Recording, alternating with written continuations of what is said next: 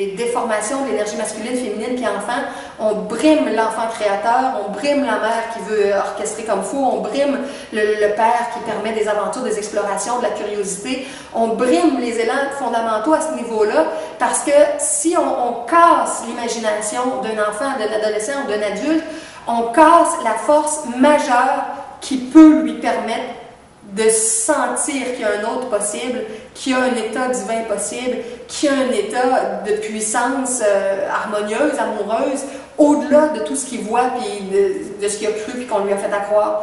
Fait que l'imagination, c'est extrêmement important. Et dans la dynamique de projection de conscience, c'est au cœur. Parce que comme j'ai expliqué un petit peu tantôt, il faut d'abord imaginer qu'on peut entrer en espèce de fusion avec un arbre, un oiseau, une roche, un humain, un ange, Jésus, Bouddha. Sentir qu'on vient d'un champ unifié de conscience, qu'on vient tous de la même source, puis que si on se connecte, on connecte à ça, puis on peut ressentir ça, il faut d'abord l'imaginer. Si on n'est pas capable d'imaginer ça, on va rester dans notre boîte mentale avec toutes des formes extérieures qui sont sorties, qui sont externes, qui nous limitent. Fait que l'imagination, c'est très, très important. Puis Jésus disait, donc, le rôle de l'imagination, ça exige deux choses de nous. La première chose, de comprendre le besoin qu'on a d'avoir un autre cadre de référence, parce que notre cadre actuel, il est tellement limité qu'il nous apporte plein de souffrances et de problèmes. Il faut d'abord qu'un être vraiment réalise que son cadre est trop étroit pour avoir envie d'en avoir un autre, puis de chercher, puis de cheminer, puis d'être assisté. Tant que la personne se satisfait de son cadre de référence, puis n'en veut pas un autre qui va être différent, puis qui peut-être pourra lui apporter d'autres choses, un maître, un enseignant, il ne peut rien faire, parce que la personne, elle se dit, ben moi, je suis satisfaite de ce que j'ai, ou c'est des gens qui vont se plaindre, ils souffrent, ils sont malades, ils sont dépressifs, ils ont ci, ils ont ça, ils sont fâchés, ils sont en colère contre le monde, le gouvernement, mais ils ne veulent rien changer, puis ils ne veulent pas changer de cadre de référence, puis ils ne veulent rien apprendre, puis rien percevoir de nouveau. Donc, l'imagination, ça s'active quand au départ on veut changer de cadre de perception, de référence pour avoir des nouveaux inputs d'informations. Et le deuxième élément, commencer à imaginer le point de vue de l'autre.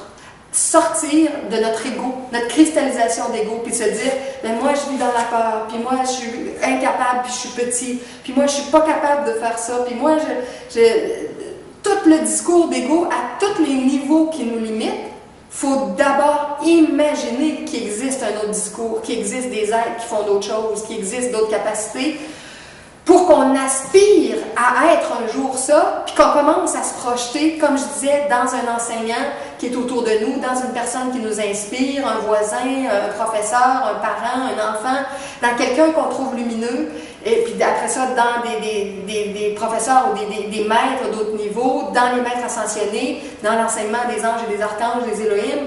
Donc, vouloir, au départ, ça exige qu'on veuille sortir de notre point de vue étroit qui nous fait souffrir pour rentrer dans le point de vue de quelqu'un d'autre qui a l'air un peu mieux que nous, à connaître des choses qu'on ne connaît pas, être capable de faire des choses qu'on n'est pas capable, être capable de rayonner quelque chose qu'on ne rayonne pas, pour entrer dans cette conscience-là, puis de plus en plus fusionner avec cet être-là. Puis de un, on va le faire avec un autre, de plus en plus. Puis Maitreya disait, ben, les bons étudiants, à un moment donné, ils fusionnent parfaitement avec moi, ils savent ce que je pense, ce que je sens, ils peuvent être dans leur énergie, dans la mienne, on fait un ensemble, puis là, ils transfèrent, puis ils rentrent dans leur propre alignement, puis dans leur présence, je suis à eux.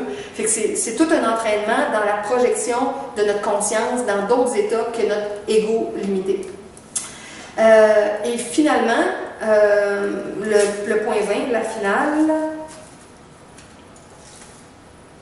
Ah oui, le titre de cette petite chose, comme il vient rectifier beaucoup de faux enseignements, l'expiation déléguée. Alors là, il finit en parlant de la notion, toute l'expiation, c'est le fait de purifier de nos péchés, d'être libéré, de payer pour ce qu'on a fait. Il y a plein de façons de comprendre ça, mais finalement, l'expiation, c'est la libération. C'est une façon de sortir de ce qui nous a fait souffrir. Et il y a des chemins plus souffrants d'expiation, puis il y a des chemins plus conscients et plus joyeux. Donc, Jésus parle de l'expiation déléguée. Comme quoi qu'on pense que c'est par l'entremise de quelqu'un qu'on va être libéré. Mais Jésus dit, les maîtres, on peut vous apprendre à vous libérer, mais on ne peut pas vous libérer. On ne peut jamais libérer quelqu'un d'autre, comme on ne peut pas guérir fondamentalement quelqu'un d'autre. Pendant quelque temps, mais la maladie va revenir si la personne n'a pas comprise. C'est pour ça que Jésus disait « Va et ne pêche plus », parce que ça fait très bien que si la personne retombait dans ses vieux patterns, ça reviendrait. Fait que l'expiation déléguée, c'est tous les gens qui ont des schémas où la libération vient par les autres. Le schéma le plus courant, c'est ce qu'on a attribué à Jésus, puis de dire Jésus est mort sur la croix pour mes péchés, puis parce qu'il est mort sur la croix, j'ai presque plus rien à faire, j'ai juste à croire en Jésus, puis à l'admirer, puis tout est beau. Puis les gens ne transforment pas vraiment leur conscience, leur vie, leur compréhension profonde, leur capacité d'être comme Jésus. Dans une autre conférence, je voulais dire une petite phrase d'Alain Dumont, puis je l'avais oubliée, mais là, je vais la dire, je m'en souviens. Alain Dumont disait on n'a pas besoin d'avoir la foi en Jésus, mais c'est d'avoir la foi comme Jésus. Parce que la foi en Jésus, c'est toujours se reposer sur lui pour que lui fasse des choses à notre place.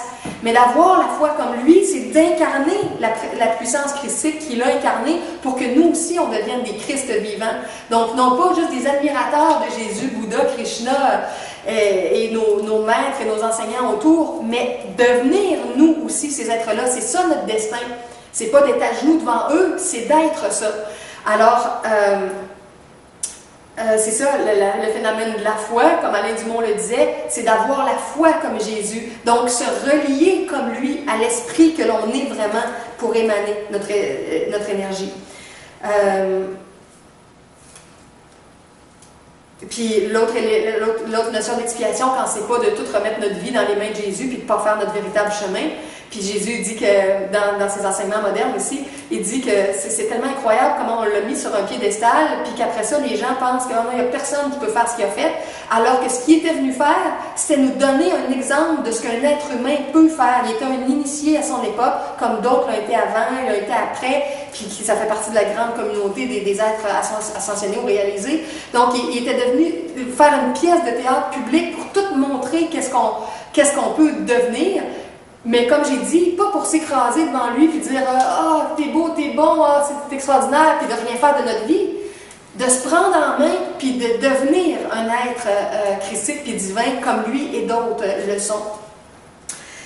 Puis l'autre exemple que je voulais donner de l'expiation déléguée, c'est tous les phénomènes de guérison ou de ci ou de ça aussi, où on le veut par l'autre. C'est l'autre qui va me guérir, je veux qu'il m'impose les mains, je veux qu'il me donne de l'énergie, c'est les autres. Bon, ben, on ne se prend pas en main, puis on ne trouve pas les causes, puis on ne change pas à l'intérieur de nous.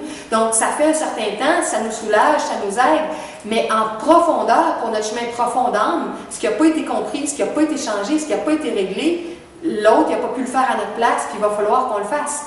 Donc, c'est vraiment de prendre notre vie en main pour développer tout ça, au lieu d'attendre que ça se fasse, ou que notre vie devienne plus belle à cause du gouvernement, ou du voisin, ou de nous transformer tout ce qu'on peut transformer. J'avais une petite note ici. Ah oui, finalement, c'est dans les dernières phrases de son texte, il disait aussi, donc finalement, arrêtez aussi de projeter des images du monde. Une fois qu'on réalise qu'il n'y a pas vraiment de péché, que tout est une expérience, qu'on est là pour apprendre, puis se réajuster, puis changer notre niveau de conscience tout le temps, l'idée, c'est pas d'avoir des images de ce que sont les autres, puis de ce qui est bien, puis de ce qui est mal, puis de mettre des étiquettes partout. Il dit arrêtez de projeter des images. Ce que vous êtes venu faire, c'est expérimenter. Parce qu'en expérimentant, vous changez, puis votre conscience se transforme. Donc, quand vous voyez quelqu'un ou une expérience ou quelque chose de possible, le but, c'est pas de fonctionner avec des images pour juger puis étiqueter, c'est de rentrer dans l'expérience, le vivre, ou rentrer en communion de conscience avec un autre pour comprendre ce que l'autre vit vraiment, comme je disais tantôt, essayer de fusionner avec l'autre au lieu de le juger. Et ça, c'est de l'expérience directe qui nous transforme dans nos émotions, dans nos pensées, dans nos états intérieurs, dans nos états d'amour. Donc, il dit que c'est pas de projeter des images, mais c'est de se projeter dans nos expériences, vivre pleinement ce qu'on vit, vivre en communion avec d'autres pour comprendre vraiment ce qu'ils vivent, ce que nos maîtres vivent, ce que les anges et les archanges vivent. Et il dit, ça, c'est ce qu'on appelle vraiment, en anglais, il dit gnosis, en français, on dit la gnose. Parce que la vraie gnose, c'est la connaissance par l'expérience. C'est pas les livres, c'est pas les étiquettes, c'est pas les mots, c'est pas l'intellectualisme. C'est de sentir de l'intérieur qu'est-ce que nous apportent certaines expériences, certaines rencontres, certaines choses. Donc, la vraie gnosis ou la vraie gnose, c'est l'expérience directe. Et c'est une compréhension profonde que le péché n'existe pas. Et de se libérer de toutes les peurs à ce niveau-là, parce que aussitôt qu'on change, et il existe dans la mentalité populaire, là, comme j'ai dit, qu'on a des expériences qui sont souffrantes, puis qui sont problématiques, puis guerrières et tout ça, mais que aussitôt qu'un être a vraiment compris qu'est-ce qu'il a fait, puis qu'il trouve que ça fait plus d'allure, puis qu'il change dans sa conscience, il change la poutre dans son œil, au lieu d'essayer de changer l'extérieur, la paille dans l'œil du voisin, il vient de changer quelque chose de fondamental qui fait qu'il ne pourra plus penser, ressentir et agir comme autrefois. Il est devenu quelqu'un d'autre, il a transcendé son identité, il a monté sa vibration, et il vient de se libérer de plein de conséquences qu'il aurait pu avoir dans l'ancienne façon de penser. Fait que Jésus dit, c'est pas tant des comportements qu'il faut qu'on change à l'extérieur, mais c'est un état intérieur de percevoir le monde et nous-mêmes qui devient différent, puis qui fait que dans ça, on change toute notre vibration, puis on a accès à notre potentiel d'esprit d'une façon toute nouvelle. Bon, alors merci beaucoup, beaucoup de votre patience, de votre écoute. Et puis, on fait une pause maintenant et on reprendra après pour des questions. Si vous avez des questions sur ça ou sur quoi que ce soit que j'enseigne, ça peut être très court si vous n'avez pas beaucoup, ça peut être un petit peu plus long si vous en avez un petit peu plus. Mais là, on fait une pause. Vous pouvez aller aux toilettes aussi si vous voulez. Merci.